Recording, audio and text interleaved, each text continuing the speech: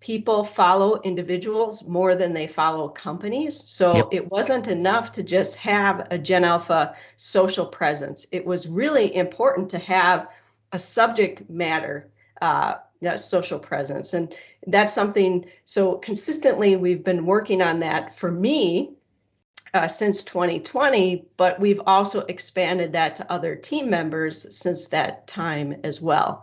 So really that was our transition, is that we actually had a goal and we measure everything. So now, we measure the number of blogs that we put out. We measure how many people are reading those blogs. We have a newsletter. So we have a newsletter to our partners and we have a newsletter to our prospects and our customers. So, and since we've really only started that since 2020, we have over 12,000 people who receive our newsletter.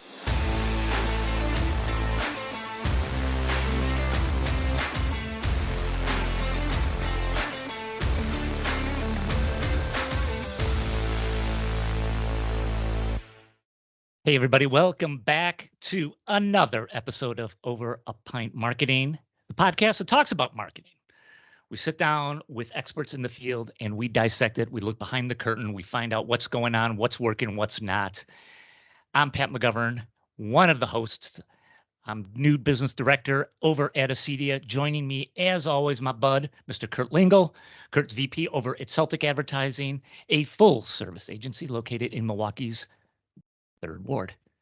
Today is a special day today because we have CEO Kris Harrington on here.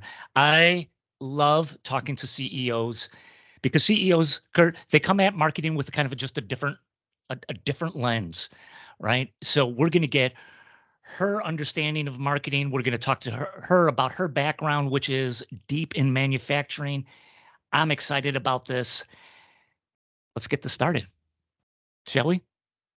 Sounds good to me, Pat. Awesome. We have a little thing that we do here. It's called Over a Pint for a reason. Kris, you are up. What do you got today? What are you promoting? Hey, well, I am double-fisted for sure. I love it. I've got water in one hand, and then I've got coffee brewed in the other hand. This is a Stone Creek variety. I was contemplating making a whiskey old fashioned for this show because that would be my preferred beverage. I'm not a big beer drinker. I don't typically buy beer, but I have to say, if I'm out and about with all the microbrews today, and especially I'm from the Milwaukee area, of course, we have excellent beer and beer options, but I just, based on the rest of my day, I couldn't splurge this early. So, wow, that sounds good though. That hit a nerve. Mr. Leinenkugel, what do you got today, man? Well, it's far and few when I don't bring a brewski on to the show and promote something. But today my day as well, Kris. It's the stars are not going to align. So I actually have some coffee, but it's interesting you said Stone Creek. I got Stone Creek inside my mug here. So anyway, cheers. Cheers. Fine. You guys be that way. All right. I'll be the soak. All right. I am enjoying, because this is the second day of sun in a row. I'm enjoying a Leinenkugel's summer shandy. All right, guys. Shandy. You know why? Because in my head, it is summer. All right. Even though it's 52 degrees out. Yes. Okay. We got that done. Let's light this candle and let's get going here. Kris, thanks for being on the pod. I'm really excited to get into your background, your experience at GenAlpha, what you see in marketing. Let's start with this though, right? Let's not put the cart before the horse here. Why don't you start with a little bit about you and your background. Give us that kind of intro speech, right? Well, speech, I'm not sure, but I will certainly give you a little background. And thanks, guys, for having me. I have enjoyed your podcast. I like to always say that I'm still learning about marketing. I'm actively learning, right? I have to participate in order to actively be learning. So I'm so excited just to share the things that I'm learning and continuing to put into practice, and some of the things I'm seeing in manufacturing as well. Yeah, a little background of me, related to me. I originally came into manufacturing I always like to say that manufacturing chose me. I think we're all local to Wisconsin here, but I was a student athlete in high school, and there was a local manufacturing company that rewarded student athletes their senior year. They would pick a male and female from each of the high schools, and they would award them with a banquet where your parents came, you enjoyed a wonderful dinner, and you had a great speaker. And the speaker for mine was Coach K. And I played basketball. Awesome. I was a huge Duke fan. I mean, I was so impressed by that evening. And really, I was in the U.S. Navy. So before I went to boot camp, I had a few months off between my last day of high school and leaving for the Navy. So I went to that manufacturing company and said, do you have a position for me? So essentially they had selected me. So I went and looked for a role there, and I started in the warehouse. I went off to be a machinist mate in the Navy, came back home. When I eventually landed back in Wisconsin again, I went back to that same company and said, hey, I have these new experiences in my life, and now I have a new skill set. Do you have a role for me? And I worked on the factory floor. So, worked second shift, worked third shift. I worked machines that were splitting tools, essentially cutting raw material, and, really learned firsthand how to run a production line. So those were my early days. I was a non-traditional student, so I chose to go to Marquette University a little bit later in life. I went in my late 20s, finished in my early 30s, and after that, I applied for a position at Bucyrus International, which is was a local manufacturing company here in just outside of Milwaukee, Wisconsin. Manufacturer of equipment for the mining industry. We manufactured very large equipment for global mining operations. We had subsidiaries operating all over the world. I had an opportunity through my career with Bucyrus to live and work in multiple countries. So I spent 2 years in Canada. For those of you that might be familiar listening with the oil sands up in Canada, I spent a lot of time up in the oil sands. I spent 18 months in Brazil, 2 years in Lima, Peru. And then I just had this amazing opportunity to travel to so many different countries. So it was during my time in Peru that there was an announcement that we would be acquired by Caterpillar. So we were eventually acquired by Caterpillar, and many of us rolled into the Caterpillar organization. At that point, I became responsible for Northern Latin America. So I was spending a lot of time in all of the Latin America countries, which was great experience. And ultimately, that took me to an opportunity to found the company that I work with today with a couple other co-founders who I formerly worked with Bucyrus. We founded GenAlpha Technologies, which is where I am today. So a long history in a few minutes. I'm sure you have some questions from there. Yeah. Thanks, Kris, for just setting the foundation on that. So let's start with this too, Kris, if you don't mind. GenAlpha, the current company you're CEO at, just tell us a little bit about that company, what that is, what it does. Give us that information. Yeah, so GenAlpha is a digital commerce solution company. We're a SaaS company, and we specifically work with equipment manufacturers on their parts and service side of the business. So we help them sell their parts online. We help them, transform their parts manuals to interactive parts manuals for the identification of parts, getting price and availability, adding to the shopping cart. So think formerly we all got paper manuals with a piece of equipment. Then sometimes it went to a CD. Sometimes it's available through a flat file on a website. We make that interactive where a customer can search by a serial number or a VIN number and very quickly get into the specific bill of material. We have digitized the RMA, which is the returns materials management. So it's the returns process inside a manufacturing organization, which isn't as simple as returning a pair of shoes. If you buy a pair of shoes online, and then you have to return, if you have to return a $250,000 component, there's a workflow that goes with that. There's an approval process that goes with that. So we've digitized the returns process, the warranty management. So think about registration of a new product, to determining the warranty terms, and then the whole warranty claim management side, and checking status of your warranties. So we do that with customers. And then our manufacturing customers also use our digital platform for product configuration.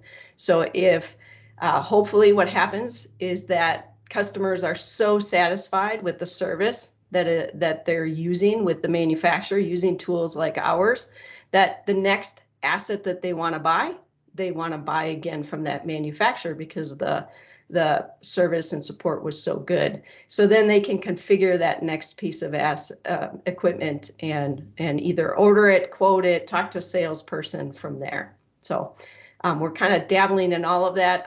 I would say we are the face to the customer for manufacturer when it comes to digital. Interesting. Cool. Kris, how this seems super helpful for organizations right now. How did you make the leap from what you're doing now with GenAlpha from Bucyrus? Was there similarities, or I mean, it seems like a big leap that you had to make from there, but maybe it wasn't that big of a leap. Yeah, what I would say is that so most of my tenure with Bucyrus and then Caterpillar was really working on the aftermarket parts and service side of the business, and supporting after new equipment went into the field. And what we had learned over that time, especially through acquisitions of other companies, because as Bucyrus, we acquired different companies. So we were manufacturing products out of multiple locations around the world. And we had inconsistent really service to our customers. So if you were buying something from us on the underground side of the business, you had one experience. If you were buying something on the surface mining side of the business, you had a different experience. And we weren't instilling best practices from a highest level to make it easy for customers to do business with us. Yeah. And also what we had learned is that every time we sent a manual with a piece of equipment after it left the factory, that manual was immediately obsolete because part numbers change, there's obsolescence, there's supersession, there are upgrades. And we were struggling to get that information, those changes, into the hands of the users who owned and operated equipment for 10, 15, 20 years. So what would happen is that we'd have this influx of calls, emails to our customer service departments, our technicians, we called it an interpreting department, to get information when a machine would go down and they needed to get that piece of equipment back up and running. Right. We would have this backlog of information to service back to our customers. So we wanted to solve, how do we keep parts manuals updated for our customers and give them one safe place to go? So we were already thinking about that as an organization. And really what happened is the team that founded GenAlpha, we came together and said, hey, do you think this digital path we were thinking about would be beneficial to other manufacturers? The answer, of course, was yes. And that's what spurred us to go ahead and develop the technology ourselves and then have conversations to help manufacturers with the same problems we were experiencing as a manufacturing company. Interesting. Got it. Kris, if I could, I love some of these initial questions because I always believe, like, when we talk to guests, it's like, in order for us to really understand who they are, we have to understand where they came from. Sure. And I'd be remiss, first of all, I didn't say, first of all, thanks for your service. Like, I don't want to gloss over that. So, I was thinking about a few things that you said, and I really want to underscore it to our listeners because I think there's lessons here. You know, by the time you got to Marquette, I mean, think about the experiences that you were already bringing into the classroom, which made that degree all the more meaningful and beneficial to someone like you. I'm always amazed when I hear someone who took that route, because it's impressive. But we were talking a little bit about Bucyrus before we hit record, and when Kris is saying they manufacture big things, they're big. Yeah, they're really big, and so I can totally see how that experience parlayed into helping you today, because you're right. When you talk about things going down, I mean, think about, Kris, you know this better than anyone. You're talking about ginormous things going down in some very hard to get to spots, and they have to get the operations going. And for you to have that experience and bring it to today, oh my gosh, it's huge. It's huge. Yeah, thanks for pointing some of that stuff out, because, you know, essentially a drill that we sold was roughly $2 to $5 million back when, you know, I was there. A shovel was $25 million average price, and a drag line was 100 million plus, right? So we're talking very large pieces of equipment. This equipment went into operation, and in some areas of operating, it would be $100,000 of burning through cash if that equipment wasn't running. So lost production cost money, and we had to be very responsive on the parts side. So, and if we were going to sell the next shovel, we had to do a great job servicing our customers. We had to do what we could to keep them up and running. So it wasn't just enough to have a great quality machine, which we prided ourselves on, but we also had to have the service and support to back that up so that they would want to continue doing business with us. So we think about that every time we're developing a new feature for our Equip 360 solution today. We're always thinking about how quickly can we get accurate information into the hands of the dealer or customer who is really servicing that equipment. And that's a big part of what we do today. And I'm not the only one that comes with a background. Many of our team members come with a manufacturing background and understand the urgency, the importance, the safety, the liability, the risk. You know, things have to be accurate, correct, and information timely. Kris, I have to imagine now when you start GenAlpha, you said you started with other people that you knew, and I'm sure everybody's got their Rolodex of people you could connect to. How did you guys approach marketing at first? And was it more of just a personal reach out, like, hey, I know a person over here, or let me call this person over here and see if they're interested? How did you start marketing GenAlpha? Like, how did you start getting your name on the map?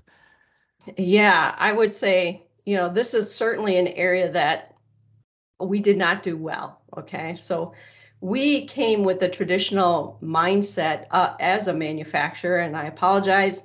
I know some manufacturers are way ahead when it comes to marketing, but marketing in our world in manufacturing was really support for trade shows. They developed the brochures. They helped us maybe with a branding of something. But so when we started GenAlpha, we didn't really think about marketing as a key important activity, right? So, and I will say, we thought we were building something that everybody wanted. So if you build it, they will come, right? And that definitely was not true. And, with anything, you have to sell your product to keep improving the product and idea that you start with.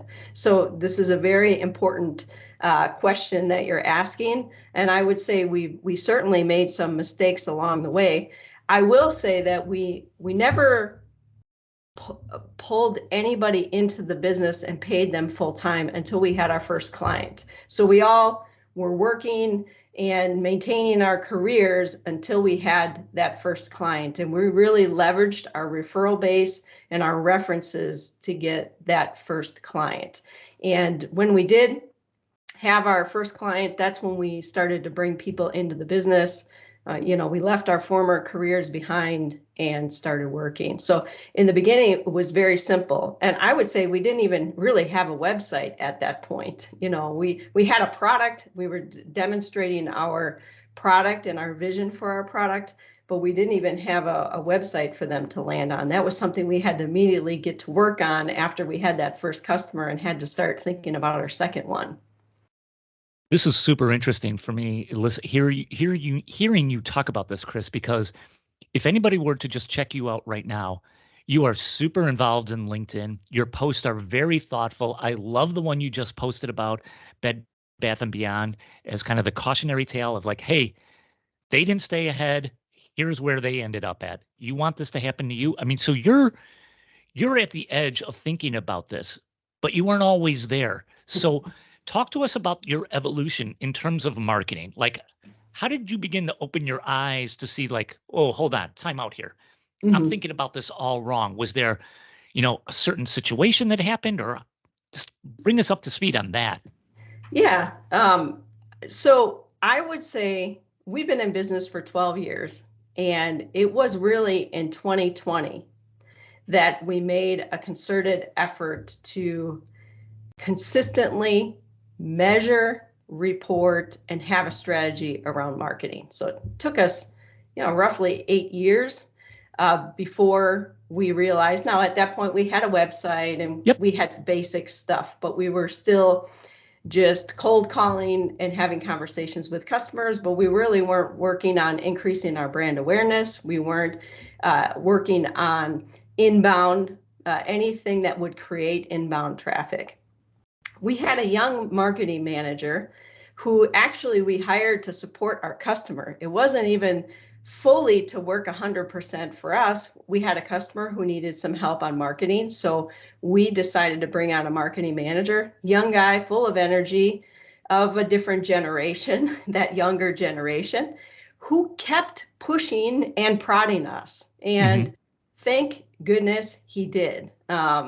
Because, we had decided right before 2020, we put together an entire marketing strategy. And that strategy was to increase brand awareness, drive inbound leads, and I was going to be a subject matter expert that we promoted, which was very uncomfortable for me, right? I agreed, but I didn't even know what I was agreeing to. I just said, okay, we need to do something different. Yeah. And obviously, thank goodness we did, because COVID came and we already had a plan and a path. So that plan included, we were going to start a blog post. So we would have regular blogs on a monthly basis, and I would be a contributor to that writing. We would volunteer with partners to do webinars, podcasts. We would get involved in different social activities. We had decided that we would make sure that there was a social post from my feed 3 times a week and from GenAlpha's 3 times a week. Something I'll share with the audience here that we learned is that people follow individuals more than they follow companies. So it wasn't enough to just have a GenAlpha social presence. It was really important to have a subject matter that social presence. And that's something, so consistently we've been working on that for me since 2020, but we've also expanded that to other team members since that time as well. So really that was our transition, is that we actually had a goal and we measure everything. So now, we measure the number of blogs that we put out. We measure how many people are reading those blogs. We have a newsletter. So we have a newsletter to our partners, and we have a newsletter to our prospects and our customers. So, and since we've really only started that since 2020, we have over 12,000 people who receive our newsletter. So, we've just continued to build on and find a way to engage with our target audience where they are. So, yeah, I mean, that's something we've done. Just one more thing to add that that we've kind of built on, and we continue to build on this, is that we've been finding organizations where our customers are, right? One of them is here locally in the Milwaukee area, the Association of Equipment Manufacturers. We were a member for many years, but not really that active.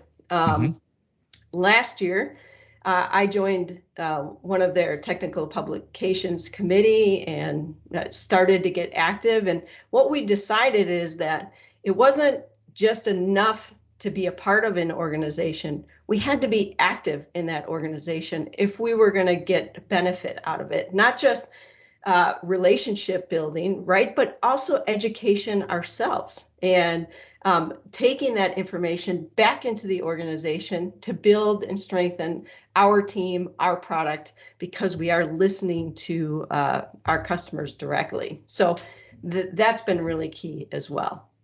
Pearls, Kris, absolute pearls there. Yeah. Yeah, no, I was going to say there's three things I jotted down that I really wanted to applaud you for. First of all, and these are things that organizations struggle with across, it doesn't matter what category, but I love, if you're going to join an organization, an association, go vertical. You know, I bang my head against the wall when it's like, hey, we're a member of this. Great, get vertical, get involved. That's where you're gonna get some traction. The other thing, you're so spot on. I don't know if obligation is the right word, but you are still right, Kris. The true social runway comes from those participants of an organization, the members of versus the company itself.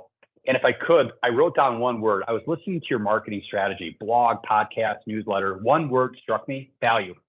It's like everything you described incorporated value. Somehow you were delivering something back through, you know, your thought leadership, however that came across, or how the channel you brought it to life. And that's great. It was all about value. I mean, it's like somehow you were giving something back to someone that they, you know, it was beneficial to them. And then obviously at the same time, made all of you look super, super smart as well. So very smart on your part. And what a time to be doing that when, you know, think about where we were 3 years ago. That was a great opportunity to start really put something like that into play. Yes. Yeah. I mean, thank goodness, because I'm not sure what we would have done had we not had that strategy. We would, you know, because in the past we had done things like trade shows to try to get in front of people.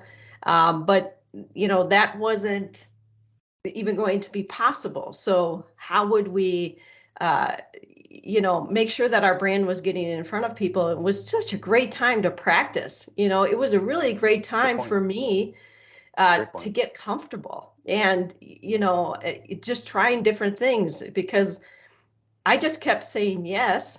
And then I'd show up and prep and have conversations, and it's getting easier, right? And the more that you do it, and that's what I would encourage people, is you have to get started, whether you're running your own business or you're a manufacturer who is trying to promote your own products and build relationships. People want to hear from you. And you don't have to be perfect when you do it. I think the more authentic you are, none of us are really experts in anything. You know, sometimes somebody will call us an expert, and that's fine. But, you know, I know a lot. I like to say that my love language is aftermarket parts and service. And if somebody says they work in the aftermarket, I get all giddy and I'm excited and I feel like I could talk for hours about it. And I'm very passionate about that. But I still have a ton to learn. So I think when you just show up with the experiences that you have, you talked about the Bed Bath & Beyond story, right? The cautionary tale. A big part of who we are in this space is we're just advocates, right? We're advocates for manufacturers. Sometimes that is advocating our own solution to take them into the future, to deliver a better customer experience. Sometimes we're advocating for them when it comes to women in manufacturing and trying to drive, you know, diversity and other things, or promoting manufacturing in general as a great place to have a beautiful career. You know, I'm a perfect example of that. So I guess that's the way I've kind of approached this opportunity to speak and talk, is just be who I am, share my stories. And the more authentically I do that, I think the easier it becomes and the more connections you make. Kris, you make it sound so easy. And the way you talk about this, you make it sound like this is something that you've done your entire life. You know, Kurt and I talk to a lot of people in the manufacturing space, and you're a rarity. Let's just be honest. I mean, there's a lot of CEOs, there's a lot of people, even CMOs, who don't want to do what you do. One, and kind of tied into that is they don't see the results right away. Hey, do you guys blog? Yeah, we tried that. We ran 3 or 4. I don't know how many, but we didn't see anything from that. So here are my questions for you is what got you over the hump just getting, and I know you're still in that journey, right? But what got you over the hump of saying like, okay, I'm not totally comfortable with this, but I'm moving in a direction where I am feeling more comfortable. I'd like to just understand again, the kind of how you got there on that. And then 2, how did you decide to stick with things? Again, podcasting, blogging, inbound, those are all awesome. They just take time. Yeah. And just nowadays, there's so many organizations, so many people. It's like, if I don't have instant feedback, if I don't have instant return on this, I got to look at the next thing. How did you overcome that? Yeah, I mean, it is such a good question. I will say consistency matters, and measuring your results matter, because at least it shows you that people are engaging, that because some of this activity doesn't immediately turn into a sale. Right.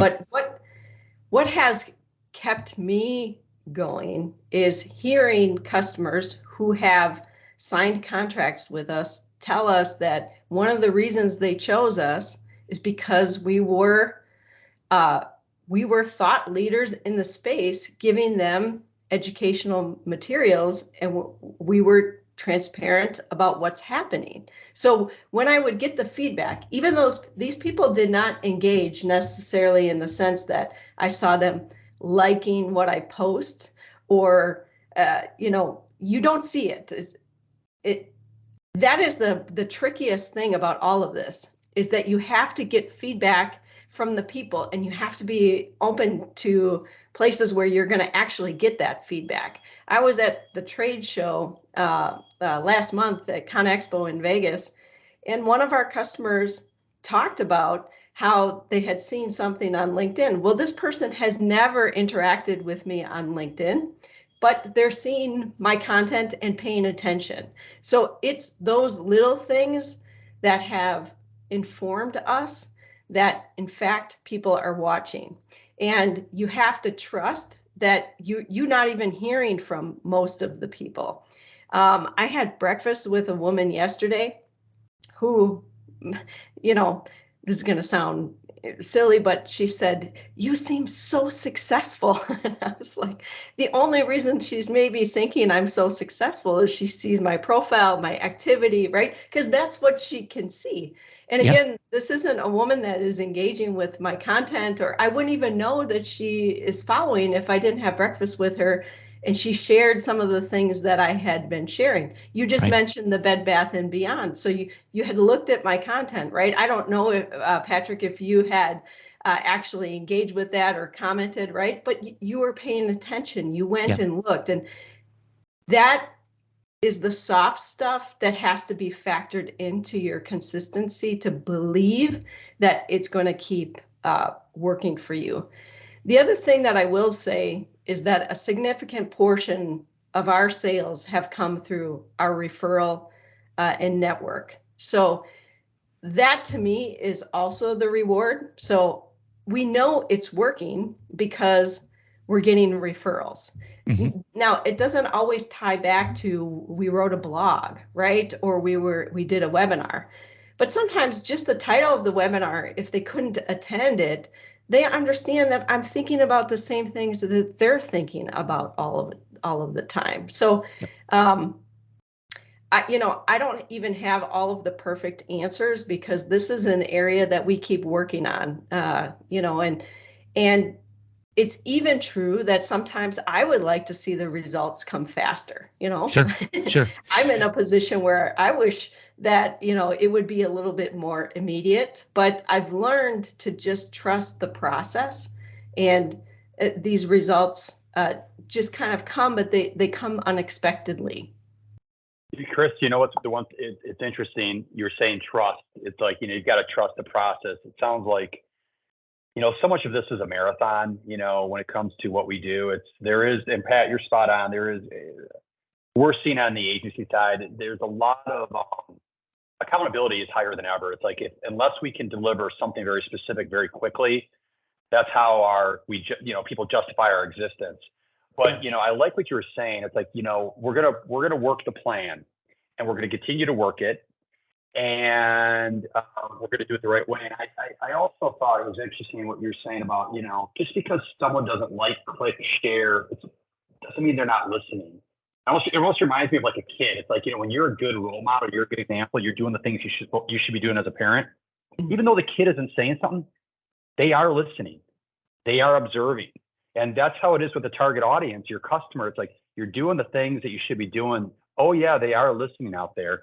The question I have now is, you had mentioned ConExpo. I just want to kind of talk a little bit about, obviously you were very smart about some of the vehicles that you started to implement a number of years ago. And I love how you said practice. We have to practice it. You're absolutely right. Unless you do, you don't get good at something. So you're working through that. How have some of the more traditional channels come back or not come back for you, like trade shows? What are you seeing now in terms of your toolkit? Like, hey, you know what? This is starting to come back for us. We've reverted back. We're doing these, but this has changed because of whatever, because of COVID. Or talk to us a little bit about, how that mix that marketing mix might have rebounded or adjusted a little bit. Yeah. So I would say trade shows is something that probably over the last 5 years, just remove the COVID period where you couldn't meet in person. That was a way where we could get in front of manufacturing companies and have a conversation. But the reality is that the trade shows that we wanted to attend, the people that we wanted to talk to were the exhibitors, not the attendees. So it didn't make sense for us to have a booth because we really weren't there to see the attendees. We wanted to talk to the manufacturers themselves. The challenge is manufacturers at that time want to talk to their customers. They don't want to talk to us. They will be polite, but it's very difficult to work a process from a trade show. And we have definitely proven that out in the data. We have very low ROI on attending trade shows. Right. So for us, that doesn't quite work. Now, because I serve the manufacturing industry, I do think it's important to say that ConExpo ConAg was the largest attended trade show in its history. So did people show up? Absolutely. Were they happy to be there and in person? Yes. Was it a community and an exciting time for all these people to be together and showcase what was new? Yes. So that was the first time since COVID that they had all gotten back together. And I think for the industry itself and those manufacturers, it's still important for them, but it's not the only channel, right? So that's really, I think, a big key. What I will say that is really useful is conferences. So, I attended the AEM Safety and Liability Conference last week in Cincinnati. There were 330 people there who specifically work on all of the safety, the compliance, the risk associated with putting equipment out into the world. And these are people who are really working to understand, how do we be compliant? How do we understand what the OSHA regulations are? When you sit in a room with those types of leaders, that's valuable. These are the people who really care about the business. This is where real relationships can take place and can blossom into other things later. We have B2B conferences where they're very educational. People who attend those come to get educated. So if you're lucky enough to be a speaker, you get a chance to speak to that audience. I do think, in my world, speaking is a great opportunity to build relationships, to build a brand, to share your knowledge and your experiences. So, those are ways of engaging with your target market, specifically around the things that and you can help solve. So I guess I don't know if I answered fully your question, but that traditional, trade show, I think it's changing. It's still important for manufacturers, but for us, we haven't seen the value there. Chris, we were talking about channels, and I want to pick up on that a little bit, because one of the channels that I'm always interested in getting takes on is the website. So often when I'm talking to people in kind of the manufacturing space, I get this. Yeah, we have a site. It's really, really hard to give updates to. It takes us a long time. We have a lot of outdated material on there. And it hasn't been maybe updated fully in 3 to 5 years. Easy. To me, this is one of the most important channels that you could have. It's your best salesman. It's your best marketing tool. I guess my question for you, Kris, is one, how do you approach it at GenAlpha? Like, how do you guys look at your website? And two, why is there this commonality across the manufacturing space of like people looking at this going, it's a website. We don't really need to do much with it. I would love to get your take on that. Yeah. Well, I'll say how we look at it. I think your digital presence is your most important channel today. And, so for us, it's critical. It's critical for business growth, and it reports all the way up to the top. So I think for organizations that don't have a direct line from the top to marketing, you're missing an opportunity, and that probably tells you there isn't the right focus on that as a channel. Now, why have there not been enough people adopting that? I think it's because we still have older generation leaders who that is not the way they grew their business in the past. And they haven't fully adopted or see the benefit, or they're not ready to make that shift because they're at a point in their career where this isn't something necessarily that they want to learn or be involved in. Yeah. Which I think is a mistake. I do think you need to hire people who maybe as a leader, you're not involved in it directly yourself, but you have to hire somebody who understands that channel very well. And the reality is, and you guys know this, 70% or more of all research for a new product is done online before people even call anybody today. Right. So if you do not have a good online presence, you're missing out. And, it's great for you if you have a great brand and people know you for a long time. You're still going to benefit from them knowing you. But for all those that are coming up now, and we're coming, these different generations are coming very fast, they are using their handheld devices to search and get answers for everything. And if you do not have the ability to go from search to your website to deliver those answers, you're missing out, and your market share is going to decline. I think it's a clear warning to everyone. I think personally, marketing is a critical functionality in your business, more important than it has ever been in the past. And that is spoken from somebody who just 4 years ago couldn't say that. Right. And I'm, we're a digital commerce company, but we didn't even think about marketing in that way until recently. So I guess that's my view. I believe it to be true. It's certainly true in a lot of the things that I list. I'm a learner, I'm a maximizer and a learner if you go to StrengthsFinder. So I'm consistently consuming information. And it's not just me saying this, McKinsey's saying these things, Gartner's saying these things, authors are writing books about these things. So I think it's really important for all of us to be listening, and we all have to learn marketing. I think it's actually critical for all of us. Well, there's our sound clip, Kurt, that we'll be using. Thank you, Kris. So, Kris, one of the last questions I want to ask you is because you're CEO. You're not a CMO, even though you sound like a lot of CMOs we talked to. You're a CEO. So let's screw marketing. Like, hey, okay, enough with that.